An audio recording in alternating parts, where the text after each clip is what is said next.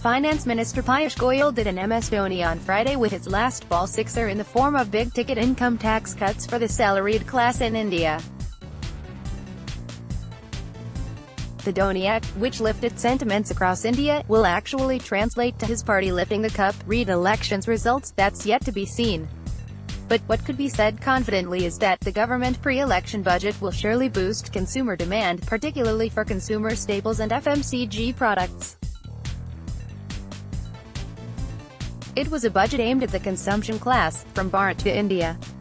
It covered the middle class, the lower middle class, the unorganized sector worker and the rural consumer with a host of SOPs aimed at boosting their spending power. Not only does it promise to put more disposable income in the pockets of middle-class India, but it also seeks to improve the quality of life of people at the bottom of the pyramid.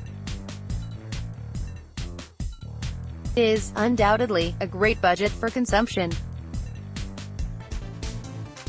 Some key takeaways for the rural economy in this year's budget include the high 60,000 crore rupees allocation for under MNREGA and an additional 19,000 crore rupees allocation for construction of rural roads.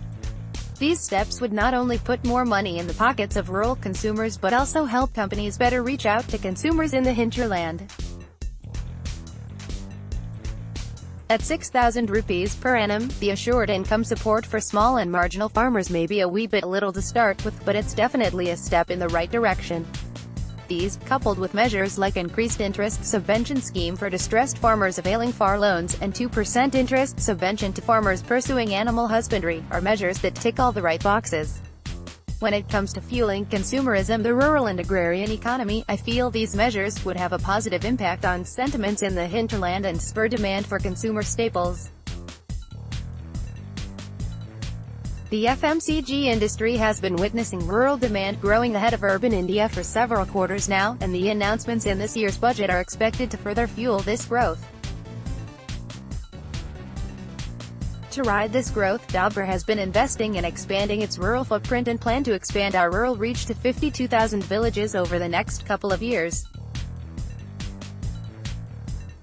The lower middle class in urban India has been the other key target group for the government this year, with a series of announcements like the social security coverage for workers in the unorganized sector, providing them an assured monthly pension of 3,000 rupees, besides an increase in tax-free gratuity limit.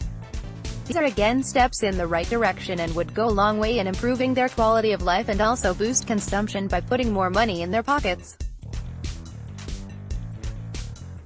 These measures, I feel, would also help bring a lot of households in the consumption class. But the biggest beneficiary of this year's budget is middle-class India, with the government's decision to exempt tax on an income of up to 5 lakh rupees for individuals taxpayers and an increase in standard deduction to 50,000 rupees. Amit Burman, Vice Chairman, Dabur